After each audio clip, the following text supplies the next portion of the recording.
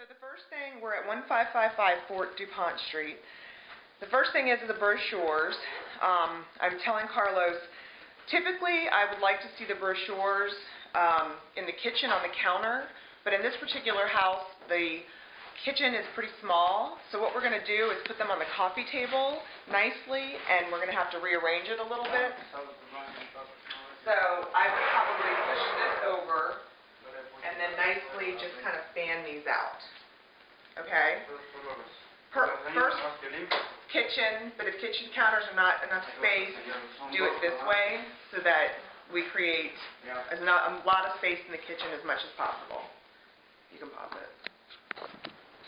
Okay, so we're here at 1555 Fort DuPont, and Carlos has his checklist. So we're going to go through the checklist. We're going to start outside. First thing we're checking for is that the for sale sign is in the yard. It is. However, the for sale sign, if you look at it, there's a jacket laying by it on the ground, and the box itself is sideways. So what you would want to do is straighten out the box, make sure there are the brochures, one-sheet brochures in there, which there are. So we're just going to straighten that box out, take that coat and put that somewhere, and then we're going to make sure the rider sign is on, and that is the red sign at the top. No, sorry, the rider sign is this sign. It says 1555 Fort DuPont, okay? So that sign is there, the for sale sign is there, and the tagline signs are there. There's an info sign at the top. So that's the signs that are here. What we have to check is to make sure that the information on the tagline signs are correct. So what we're going to do is write down the www.1555ftdupont.com, and we're going to call 1-888-775-4545, ID number 11524. We're going to make sure that the information for this house, we're going to take one of the brochures, double check it, make sure the address is correct, and that the features of the home are correct, and that the telephone numbers are correct. We're also checking to make sure that the flyer box is full, which it is, and are there flyers on the counter? There are flyers on the counter. The combo lockbox does work. It does have the keys. We checked that. It's winter, so the lawn is just kind of, you know, it is what it is. It's dead grass. However, there is some trash and debris in the yard, so we would want to make sure that we clean that up. And we also want to make sure that just in general, the curb and the front of the house looks nice, and if there's any trash, we want to clean that up as well. And at the front door, there should always be a welcome mat. Today, we were greeted with wet paint on the front steps because the contractors, Grover, was supposed to be finished yesterday, and they are in here working today. I have an agent here who walked up the front steps to go in to show a client, and her shoes now have paint all over them, and one of Grover's workers is inside working. So that's a problem. And I'm instructing Carlos that if this were to happen in the future, he should immediately contact either Greg. Are you told to call Greg? Greg or Harold. Okay, to contact either Greg or Harold or both to let them know. But also, just we also need to make sure that that is repainted and that at some point that welcome mat is put back at the front door. We're also going to check the side yard of the house and the back for trash and debris, and anything that's there we're going to pick up and throw away. We're now going to go inside the house. Okay. Featured. Okay, so talking about the tagline, the info line number, he is going to walk through the house first to make sure he understands the features, and he's going to use a brochure to call to double check to make sure that the features that are listed are in fact accurate. And if not, then he contacts Harold to let Harold know what is incorrect about that information line number. Okay, so an example of the backyard and cleanliness and stuff, we have in the backyard, we have workers here, so we have a little jello pudding thing. So I've instructed Carlos to pick up all of the debris and trash in the yard. I'm going to give him a rake so that he can rake things, because a lot of times there's screws and other things left around. So he'll rake those up into a pile and quickly dispose of those. Another example of something that would be done is after the contractors leave. This is the back door to the house. This mat is covered in mud, and it's dirty on the patio itself. So I would have a hose, and all of this dust and debris, I would hook up the hose, I would throw away this piece of carpeting, and I would hose all this down really quick. Okay, so now we're going to go inside. We're going to take off our shoes because it's pretty muddy outside. And in here, and again, this is a house that contractors are in, so it's a little different. But I'm going to assume that the contractors are going to leave it like this. So based on that, what needs to be done in this particular house is you have to come in and check the kitchen, the countertops. For example, this countertop has some dust and some dirt on it, so you would wipe those down. The stove looks pretty good. Again, countertops over here, dust and dirt. And then the kitchen sink, because the contractors are here, has water spots and stuff in it. So after you wipe down all the counters, you take the stainless steel wipes. You wipe out the sink with the stainless steel wipe, then you take the microfiber cloth and you dry it. Okay? Then after you do that, you would sweep, and if you need to, Swiffer with the wet mop. You also need to check the refrigerator and the appliances to see if there are any fingerprints. This particular one doesn't have any, but if it did, you would use stainless steel cleaner, wipe it down, and then dry it with the microfiber cloth. Okay? The other thing you want to check in the kitchen is the time. You want to make sure the microwave and the oven are the correct time, which they match, and it is the correct time for today. Okay, so another issue is the signs of do you like this renovation and the quality, and also the green sheets. These are not in the kitchen, so we are going to take those signs and a green sheet, and we're going to put those on the kitchen counter. If for some reason a house is small in the kitchen, then you would want to place them on an end table or a coffee table so that you do not have the kitchen counter space taken up by that kind of thing. Okay, so now we're going into the living room. In this particular house, he's going to have to come back, because in looking in this room, there are still workers in here. But even if there weren't, these are the things that you would have to do and have to look for. One, you would sweep and also Swiffer wet the floor so that it's shiny. And get, if there's anything, you would check the rug, vacuum the rug really quick, just because sometimes there's extra dust and stuff from construction settling. You want to make sure that the artwork is hanging straight, that nothing has fallen, nothing has moved. You also want to make sure, here's an example of something, this front door, this piece of carpet is not an entry rug. So in this particular house, I would, after they're done, take this rug and put it on the back.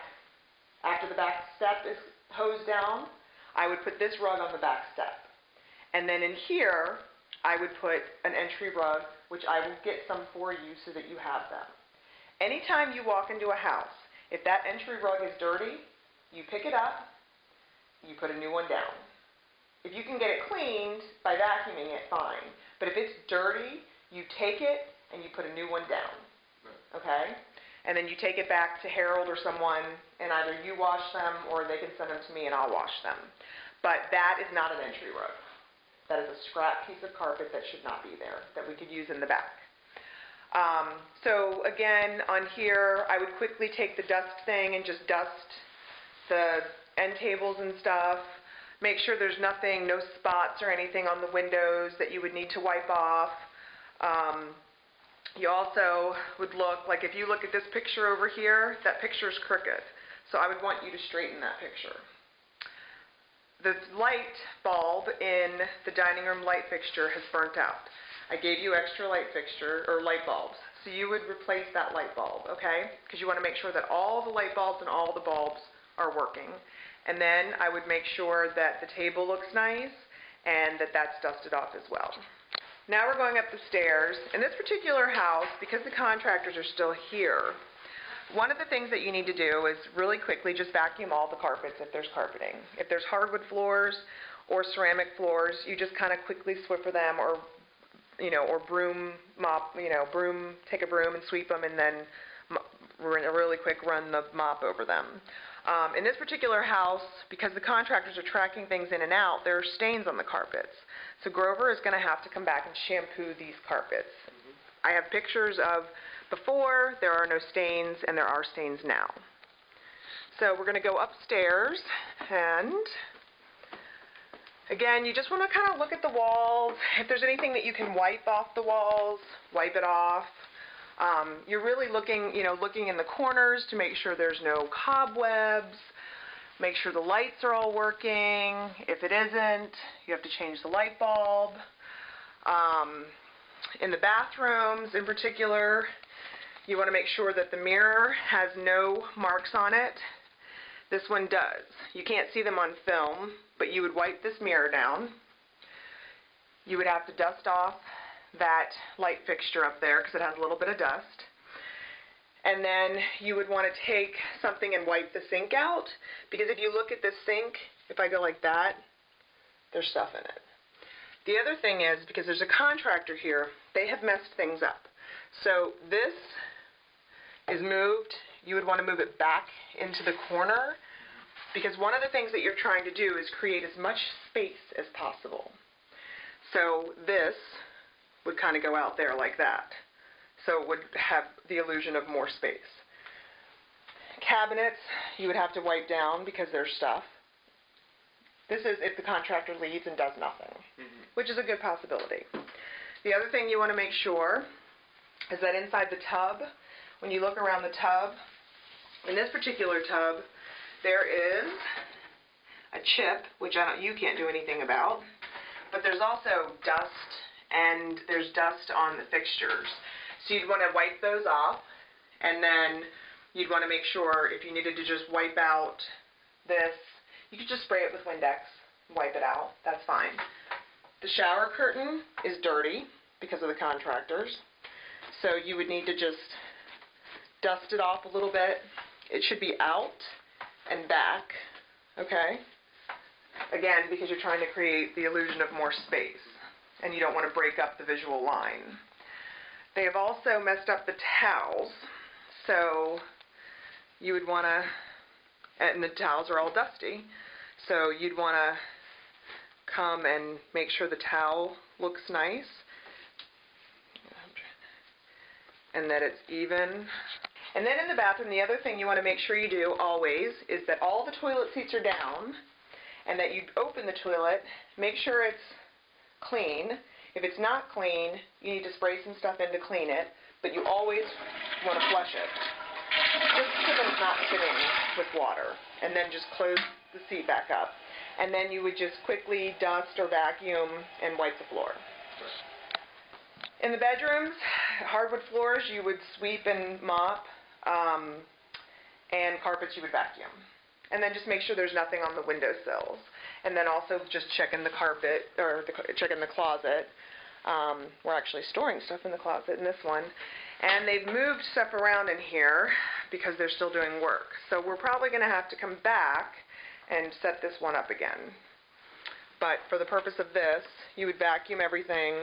And then if there was any furniture, like in the master bedroom here, I don't want you to move things, accessories and things. I would prefer that you try to dust them and dust around them. If you have to move them, make sure they go exactly where they were. Okay? And then here's an example of something else. Like this particular picture fell. So you would need to, again, check pictures, make sure things are straight, make sure things look nice. So that picture would have to be corrected. Also, also make sure when you're going through the house, other than the things that I'm talking about, that you also make sure you do everything on the checklist, so that stuff is all covered. In this particular house, going down into the basement, this is where there are a lot of stains. They're going to have to come back and shampoo the carpet. But again, you're checking for lights, you're vacuuming. You also want to make sure you check the edge of the carpets, the very edges, and if you need to use the hose to, because sometimes a dead bug will get in there. In the laundry room, you would do like a quick vacuum, maybe dust the top of the washing machine, dryer. Same thing in this bathroom as the other one. It's going to have to be wiped down. You check the mirrors, the lights, the toilet. They have chosen to somehow mess up the towels and everything. So this shower curtain always would go back and be out. And these particular towels, like this, should sit nicely like this was turned. So this should sit, kind of nice so that it looks pretty. And then the towels, I'll show you in just a second how to change those, but they cannot stay like that. Okay, so I fixed the towels, and that's what towels should look like. And I just taught Carlos how to fold a towel in case this happens in the future. Again, the same thing in here. You're going to have to wipe the sink.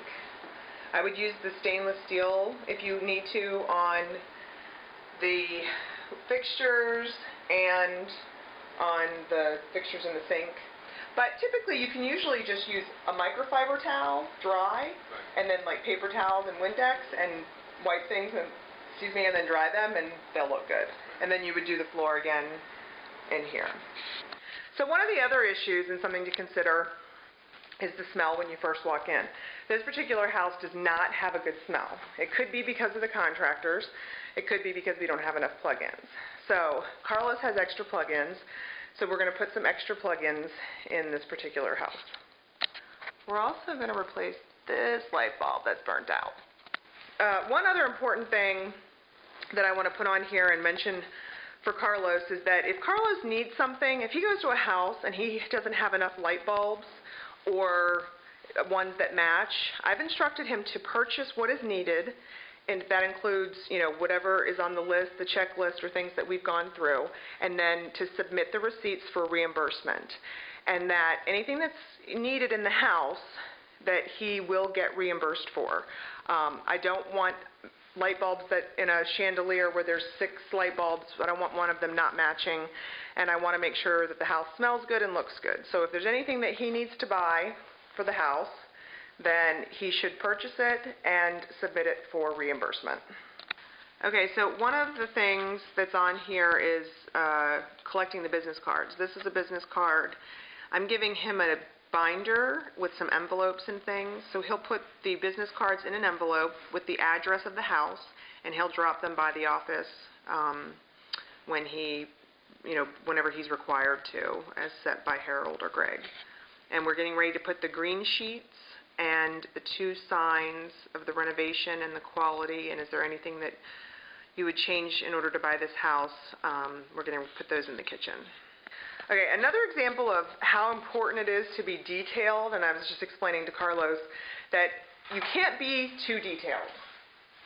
It's impossible. That's one of the things that helps to sell houses, and what really sets us apart and makes a big difference. You have to be conscious. You have to look at every corner. One example of that is this. This end table.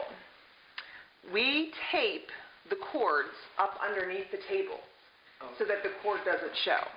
In this particular table, the cord's fallen down, so you can see tape and a cord. So we're going to make sure you have tape, just in case. And this would be something where, remember I said details are important? That doesn't look great. So I would retape that cord back up there. Okay, so then we talked about cleaning out the curbside and